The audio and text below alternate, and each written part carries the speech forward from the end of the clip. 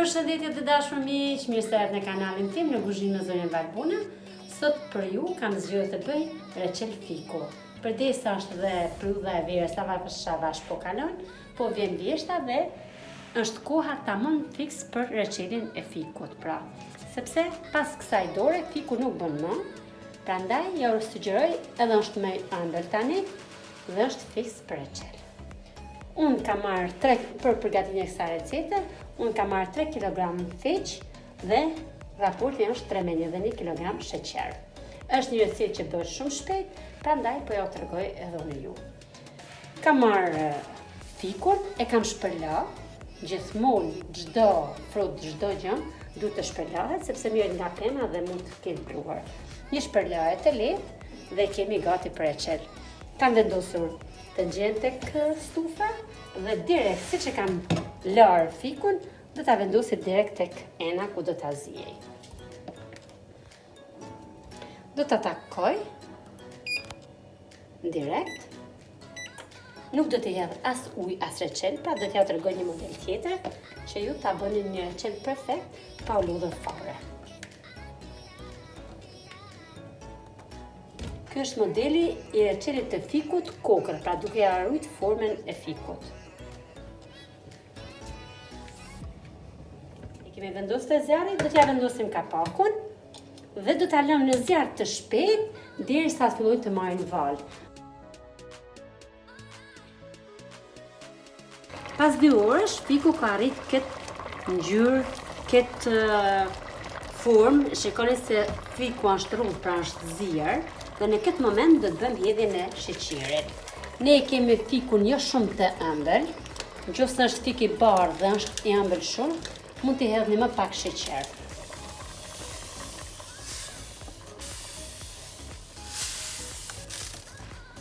Tani prap nuk do ta përzim fare. Do t'ja vendosim kapakun, nuk i kemi hequr as shkum, as gjë. Thjesht vetëm e kemi vendosur fikun në tenxhere dhe është zirë vetë. Edhe në këtë moment do të bëjmë vendosin e kapakut dhe ta lëmë në zjarr jo shumë të shpejt. Arsyeja pse nuk ja kemi hedhur sheqerin në fillim është sepse mos të ngjitet tek tenxheria dhe nikosisht të zihet mirë dhe më mbrapa ta marrë në mbelësirë në fund. Dhe lëmë dhe do ta shikojmë, do të zihet derisa të trashet langu, të bëhet pothuajse semjalta, pak me holl. Dhe në atë moment do ta heqim, po do ta shikojmë përsëri. Ja, pra pas 45 minutash, reçeli jonë ka arritur në këtë formë. Do ta shikojmë shërbitin, sepse tham do ta heqim nga zjarri në momentin që ka trash langun dhe ka bërë semjalt. Pra është fiks. Pak më të hollë se mjalti, sepse kur të ftohet, trashet prap. Në këtë moment do ta heqim nga zjarri, pra, dhe do ta vendosim tek vazat që do t'i ruajmë për dimër. Ja, pra, kemi hequr nga zjarri, i kemi lënë këtu dhe tani do të vazhdoj t'i mbushim vazat. Vazat do ta gjejmë ose me lugë, nuk prish punë sepse janë vazat e vogla, edhe fiku është rrëmbullak, pra, e ka ruajtur formën shumë mirë. Dhe do vazhdojmë ta mbushim vazën avash avash. Mund ta mbushim me lugë të vogël, me lugë të madhe, nuk prish punë fare. Por mua është më lehtë kjo metodë, prandaj po ju rekomandoj edhe ju. Pasi të hedhni disa kokra të fikut, mund ta mbushim me lëng, sepse lëngu tham do të trashet. E shikoni, kur u zi fiku me lëngun e vet, pothuajse e pasqyrë gati komplet lëngun. Kur e hedhëm sheqerin, e ka rritur vëllimin e lëngut, pra është bërë më shumë me lëng.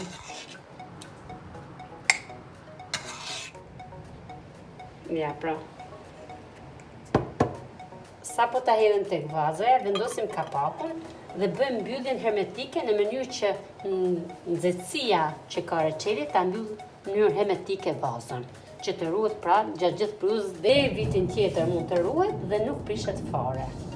Pra reçelin nëse zihet mirë, kemi thënë, jeton sa dumni pa u prishur. Kështu veprojmë edhe për vazën tjetër, pra. E mbushim me lugën e vogël. Ja, pra të dashur miq, kjo është receta që përgatita sot për ju, reçel fiku pa u lodhur fare. Në kushtet e shtëpisë dhe shumë shpejt dhe duke bërë punë tjera, reçeli është zgjedhur për mrekulli. Siç e shikoni edhe ju, shpresoj të ju ketë pëlqyer kjo recetë që unë kam treguar si mund ta përgatisim reçelin e fikut.